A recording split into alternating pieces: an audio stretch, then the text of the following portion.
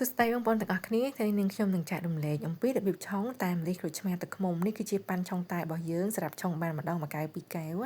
ហើយយើងក៏ប្រើតែម្លិះនឹងចំនួន1ស្លាបព្រាក្រិតរួចហើយយើងក៏ចាក់ទឹកក្តៅដាំពុះ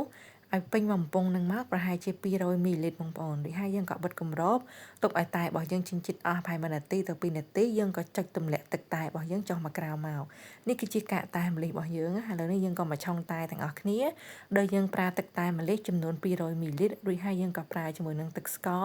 ម៉ាក់ណាក៏បានដែរបងប្អូនចំនួន40មីលីលីត្រចាក់ចូលទៅរួចហើយយើងក៏បន្ថែមទឹកឃ្មុំដោយសារយើងធ្វើជាម៉ឺនុយតែម្លិះក្រូចឆ្មាទឹកឃ្មុំដាក់ចន្លោះពី20ទៅ30មីលីលីត្រចាក់ចូលគ្នាកូរចូលគ្នាឲ្យសព្វ